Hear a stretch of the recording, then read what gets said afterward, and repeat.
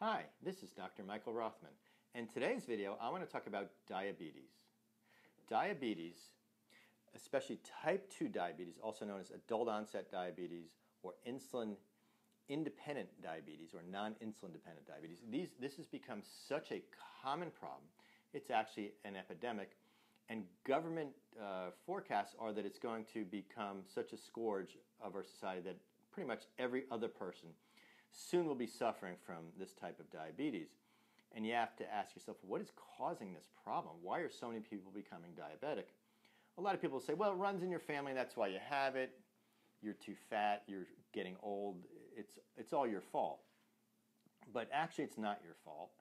And one of the major reasons that we have this epidemic of this adult onset diabetes is the diets that people are consuming.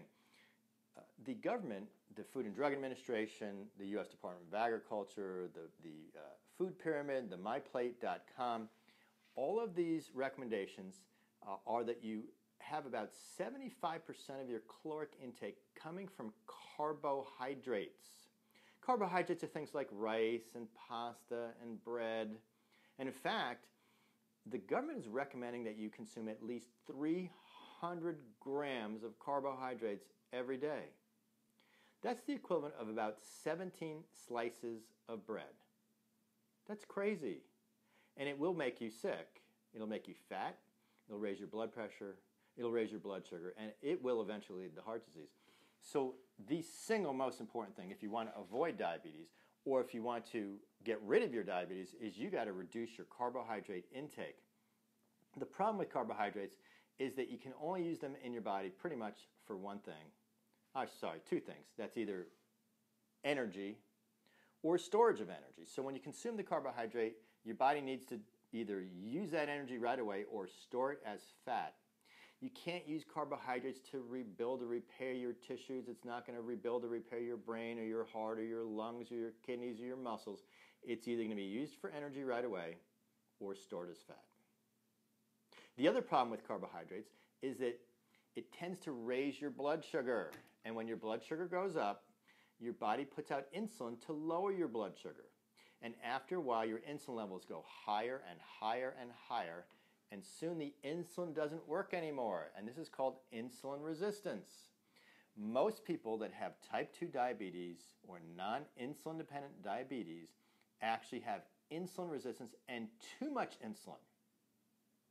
So now you go to your doctor, maybe you get referred to a diabetes specialist or an endocrinologist, and they will measure your blood sugar and go, oh my God, your blood sugar is too high, I better give you some drugs.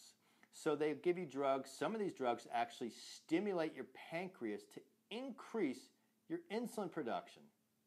Some of these doctors will actually give you even more insulin. This is the worst thing that you could do. Now, there are some drugs that will actually reduce insulin resistance, and these have some efficacy. But the bottom line is you need to reduce your carbohydrate intake, and this is the number one step. You need to eat plenty of meats and vegetables, but stay away from the rice and the beans and the breads and the pastas. If you don't do this, you are going to be stuck with having diabetes. The other thing is that insulin resistance is not only caused by too many carbs, but also inflammation in your body can actually distort the shape of your insulin receptor so that the insulin doesn't fit in there properly. So insulin resistance is caused by inflammation as well as high carbs. So what's causing that inflammation? There's many, many things. Eating fried foods, if you have a problem with your hormones, if your bowel flora are abnormal, a condition known as dysbiosis, this can lead to an inflammatory process that can cause insulin resistance and lead to diabetes. So if you came to see me, my approach, number one, would be to put you on a very, very low-carb diet. And then I would also do a metabolic assessment where I'm looking at inflammatory processes in your body, looking at your bowel flora, looking at your hormonal system, your nervous system, to see where this is contributing to the insulin resistance. A lot of doctors will tell you, oh my goodness, well, if your blood sugar starts to drop, make sure that you eat carbohydrates. Let me tell you, ladies and gentlemen, if you're diabetic and your blood sugar starts to drop, this means you're getting too much medication. And it's a vicious cycle, because if you're getting too much medication and your blood sugar is dropping and now you're merely eating carbohydrates to keep your blood sugar up, what are you doing? It's a vicious cycle. So you really, really need to go on a low-carb diet, and you need to reduce your medications at the same time. And this must be done under a doctor's supervision. I can tell you, ladies and gentlemen, that I have seen hundreds and hundreds of patients that have diabetes, and most of them do not take any medications anymore.